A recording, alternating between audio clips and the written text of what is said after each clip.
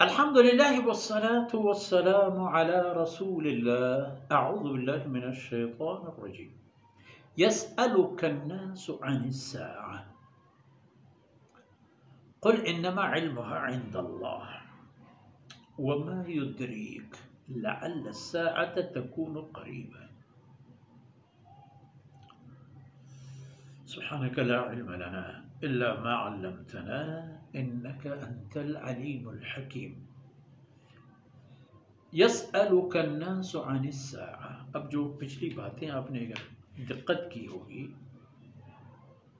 سنت اللہ الذین خلو من قبل، کہ دنیا میں اللہ کے دین کے عداوت پر صلاحیتیں صرف کرنے والے لوگ ناکام تو ہو جائیں گے، شکست تو یقیناً کھا جائیں گے، اور اللہ کی طرف سے ان پر لعنت، اور جو فرمایا نا ملعونین، سے پہلی آیت میں آپ نے اگر مشاہدہ کیا، ملعونین اینما ثقفوا، جہاں بھی دیکھیں وہیں اللہ کی لعنت ان پر برستی ہے، جہاں کہیں جب بھی یہ سلسلے تبدیل نہیں ہوں گے، لعنت کا سلسلہ ان پر قائم و دائم ہے۔ اب موت کے بعد ان کو یہ وارننگ بھی ہے کہ حساب کتاب ہوگا، تباہ کر دیا جاؤ گے، یہ تو دنیاوی سزا ہے۔ آخرت میں کیا ہوگا وہ تو آخرت کی بات ہے، لیکن فرماتے ہیں جب یہ بات ہے تو آپ سے چاہے مذاقاً یا سنجیدگی کے طور پر پوچھیں گے۔ یسألونک عن الساعہ، یہ لوگ بھی مشرک، منافق، یہود وغیرہ پوچھیں گے آپ کے بارے میں، آپ سے قیامت کے بارے میں پوچھیں گے، قیامت کے بارے میں آپ سے پوچھیں گے کہ قیامت ہوگی تو کب ہوگی؟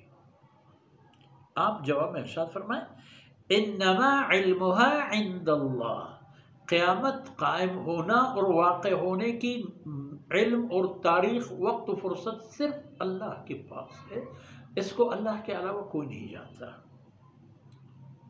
وما یدریک، آپ کیا جانتے ہیں؟ آپ کو کیا پتا؟ آپ کو کیا پتا؟ لعل الساعة تكون قریبا، ہو سکتا ہے کہ قیامت تو بالکل آپ کی آنکھوں سے اوجھل ہے، ذرا ایک پہاڑ کے پیچھے، کچھ یوں سمجھ لو کہ آپ سے بہت قریب بھی ہے، مگر چونکہ آپ کی درک اور شعور و احساس پہاڑ کے اس سم تک دیکھ سکتا ہے جو آپ کے سامنے ہے، اور پہاڑ کے اس طرف وہی چیز ہے جس سے آپ کو ڈرایا گیا ہے، تو آپ نہیں جانتے نا۔ فرمایا قیامت کے بارے میں آپ کو کیا پتہ، ہو سکتا ہے کہ بہت قریب ہو، اور ہے بھی بہت قریب، کیونکہ ایک قیامت ہر ایک انسان کے لیے انفرادی طور پر شروع ہو جاتا ہے، اور مرتے ہی وہ قیامتی مناظر، احوال، کیفیات انسان پر آ جائیں گے، سکرات سے لے کر روح کی جدا ہونے سے ہوتے ہوئے قبر میں جو اس کے ساتھ سلوک ہوگا وہ قیامتی منظر ہے۔ اہل جنت کے لیے یہی قبر جنت کا ایک پرفضا، منسلک اور مربوط قسم کی جگہ، جہاں سے اس کے لیے جنت اور جنتی خوشیاں، اور خدا نخواستہ اگر دوسری حالت ہے تو جہنم اور جہنم کی تکالیف۔